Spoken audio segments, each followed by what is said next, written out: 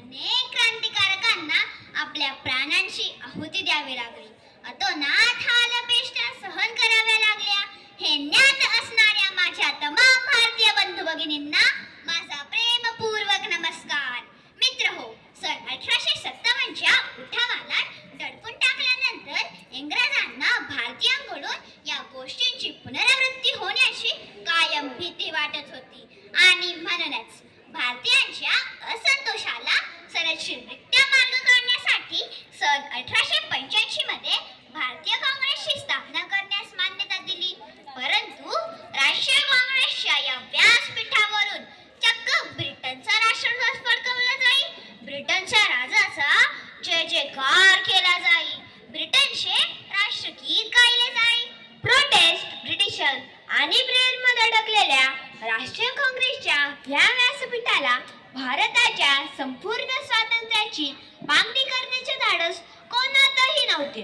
अशा या शक्तीहीन व्यासपीठाला प्रखर राष्ट्रवादाचे व्यासपीठ बनविण्याचे धाडस कोणी दाखविले असेल तर ते होते लोकमान्य बाळ गंगाधर टिळक. भारतीय स्वातंत्र्य चळवळीत असणारा हा धगधगता अंगार म्हणजेच लोकमान्य बाळ गंगाधर टिळक. भारताचा स्वातंत्र्य लढा म्हणजे शेकडो क्रांतिकारकांचा लक्षावधी देशभक्तांची शौर्यगाथा. 1857 ते 1947 या 90 वर्षांचा कालखंडाचा हा इतिहास. यामध्ये धगधगते यज्ञचंड आहेत, धगधगत्या ज्वाला आहेत, धुमसते निखारे आहेत. अनेक क्रांतिकारकांचे बलिदान, आत्मार्पण आणि हालअपेष्टा ज्यांना सोसावं लागलं, भोगावं लागलं अशा देशभक्तांची शौर्यगाथा. यापैकी एक धगधगता सूर्य म्हणजेच ज्यांची आज आपण जयंती साजरी करीत आहोत ते लोकमान्य बाळ गंगाधर टिळक यांच्या देश कार्याला उजाळा देण्यासाठी, ह्या क्रांती सूर्याची आठवण ठेवण्यासाठी सादर करीत आहोत एक छोटीशी नाटिका, स्वराज्याची धगधगती मशाल, लोकमान्य बाळ गंगाधर टिळक. प्रसंग पहिला. भारताला स्वातंत्र्य मिळवण्यापूर्वी भारतात खूप जाचक्रोडी परंपरा होत्या, जसे बालविवाह, सती जाणे, मुलींना शिक्षणापासून वंचित ठेवणे इत्यादी. या सर्व जाचक्रोडी परंपरांमुळे स्त्रियांना खूप हालअपेष्टा सहन कराव्या लागत होत्या. सादर करीत आहोत त्यातीलच एक प्रसंग. अगं, तुला माहित आहे का? का ग बाई, काय झालं? अगं, ते फटाऱ्यांची यमी. का ग बाई, काय झालं ते यमीला? अगं, मी असं ऐकलंय की ती यमी आहे ना, आजकाल ती माहेरीच राहते. अगं, ती हनुमंतरावांची पत्नी का ग? अगं हो, तीच यमी. काय करावं बाई आजकालच्या मुलींना?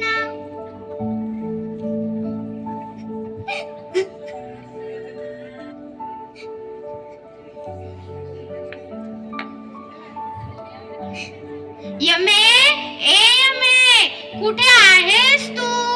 अरे देवा, इथे लपून बसलीस होय?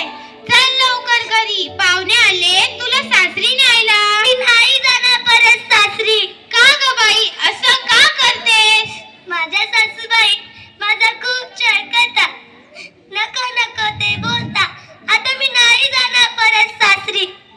मला शाळेत जायचंय, खूप खूप शिकायचंय. काय शिकायचं बिकायचं नाही, तुझं आता लग्न झालंय, तुला सासरी जावंच लागेल. अहो, पण हे वय मुलीचं खेळणं शिकण्याचं आहे आणि अशा वयात या घाणेरड्या चालीरीती. आता कायदा झाला की हे सगळे प्रकार आपोआपच बंद होतील. कायदा? कोणता कायदा? संमती वयाचा कायदा. मेल्यांनो, म्हणजे तुम्ही आता नवरा बायकोंमध्येही कायदा आणणार? चांडळपणा आहे हो हा, चांडळपणा.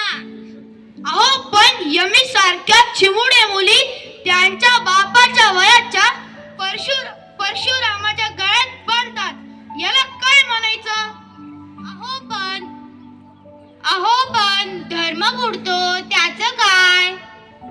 आता ही तुमची धर्माची रद्दी, सोहळ्यात गुंडाळायची आणि गंगेतीचं विसर्जन करायचं.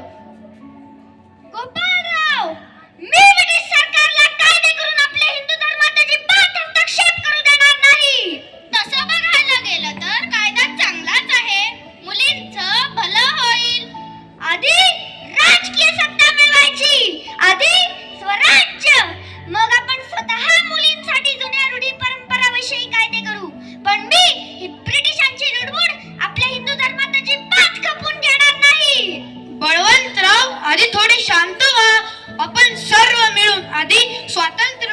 करण्यासाठी कसोशीने प्रयत्न करू.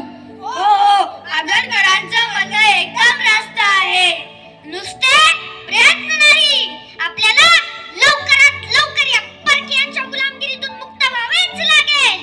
आणि हो, नुसते स्वराज्य नाही, आपल्याला आपल्या भारतात सुराज्य आणायचे आहे. हो बलवंतराव, आम्ही सर्वजण या कार्यात तुमच्या सोबत आहोत. स्वराज्य हा माझा जन्मसिद्ध हक्क आहे आणि तो मी मिळवणारच. 20 जुलै 1905 मध्ये ब्रिटिश अधिकारी लॉर्ड कर्झनने बंगालची फाळणी करण्याचा निर्णय घेतला. या फाळणीमागचा ब्रिटिश सरकारचा मुख्य उद्देश हिंदू, मुस्लिम, मवाळ, जहाल कार्यकर्ते यांच्यात फूट पाडणे हाच होता. यानंतर सर्व भारतीय क्रांतिकारकांनी एकत्र येऊन कलकत्ता येथे स्वदेशी चळवळ सुरू केली. या चळवळीचे मुख्य महानायक होते लोकमान्य बाळ गंगाधर टिळक. 16 ऑक्टोबर 1905 रोजी स्वदेशी चळवळीचे पहिले पाऊल म्हणून देशभर हडताल पाळण्यात आला. यात अनेक सभा घेण्यात आल्या, मिरवणुका काढण्यात आल्या. यात तब्बल 50,000 लोक हजर होते. बलवंतराव, बंगालची फाळणी ही हिंदू मुस्लिम एकता तोडण्यासाठी व फोडा आणि राज्यकारणाच्या धोरणासाठी लॉर्ड कर्झनने अवलंबली. इंग्रज भारतात व्यापारी बनून आले, पण त्यांनी हळूहळू स्थानिक सत्तेमध्ये हस्तक्षेप केला, लष्करी बळ वापरले, प्रादेशिक सत्ता जिंकल्या, आर्थिक व प्रशासकीय नियंत्रण मिळवले. म्हणून हे व्यापारी इंग्रज राज्यकर्ते बनले. बलवंतराव, आता आपण कोणते ठोस पाऊल उचलले पाहिजे? आता त्यांच्या आर्थिक स्थितीवर घात करायचा. ते शक्य आहे. If we decide, we can do anything. Actually, I have came from England, but India is my heart. Sister Annie, you're absolutely right. But can you please tell my people in Marathi? Yes, why not? Sure. शिक्षण हे केवळ इंग्रजी पुस्तकातच नाही. शिक्षण हे त्याग, कर्तव्य आणि न्यायात आहे. तुम्ही तरुण आहात, म्हणूनच तुमच्यात सामर्थ्य आहे. इतिहास घडवण्याचे. स्वदेश म्हणजे आत्मसन्मान. तुम्हालाच तुमच्या देशाचे भवितव्य घडवायचे. आम्ही विदेशी वस्त्रांची होळी करू. आमचे शिक्षण हे आता भारतीयांच्या हितासाठी वापरणार आहोत. क्रांती म्हणजे केवळ तलवार चालवणं नाही, विचार, लेखन व आत्मिक शक्ती यांची क्रांती अधिक मोठी असते. तरुणांनो, तुमच्याच विचारांनी चळवळ पेटेल.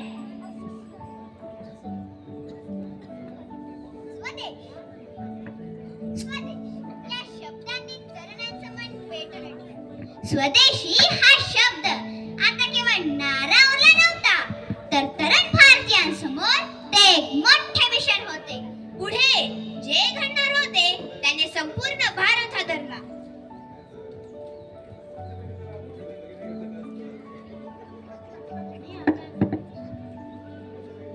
मित्रहो, आज आपण स्वातंत्र्य मिळवण्यासाठी एक ठोस पाऊल उचलणार आहोत. ते म्हणजे विदेशी वस्तूंची होळी. यामुळे ब्रिटिशांची तिजोरी भरणार नाही आणि ते भारत सोडण्यासाठी मजबूर होतील. वंदे टिळक महाराजांचा, टिळक महाराजांचा. स्वदेशी स्वीकारा, स्वदेशी स्वीकारा.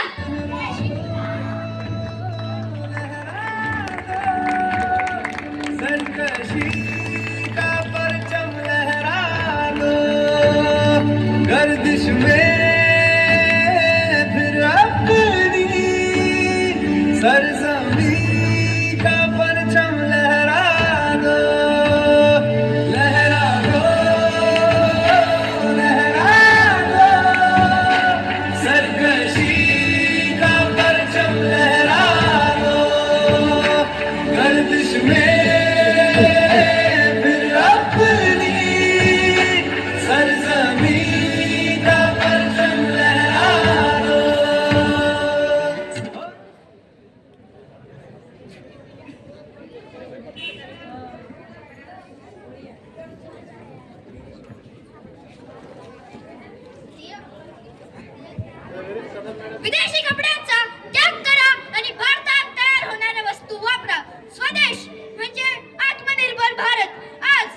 आणि विदेशी कपड्यांची होळी करणार आहोत.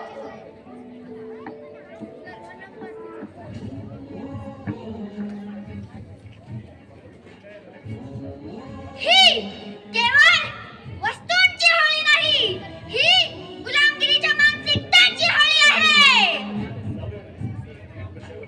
वंदे वंदे भारत माता की, भारत माता की. What is going on here? Hey, soldier, beat them, arrest them, and put in the jail. Yes, sir. Soldiers, आधे उधर जाओ, बाकी मेरे पीछे आओ. हा हा. आम्ही आमचे आंदोलन शांततेने करत होतो, तुम्ही लगेच मारहाण सुरू केली. You bloody bastard! बहुत जबान चलाने लगे. अभी तुमको ठीक करने दे. या गरीब भारतीयांना मारणं सोडा, आता मी आलो आहे. मी या ब्रिटिशांच्या लाठीमाराने थांबणार नाही. माझ्या अंगावरचा प्रत्येक गाव ब्रिटिश राजवटीचा शेवटचा संदेश आहे. भारत स्वतंत्र होईल आणि स्वराज्य मिळाल्याशिवाय राहणार नाही. घाबरून जाऊ नका मित्रांनो.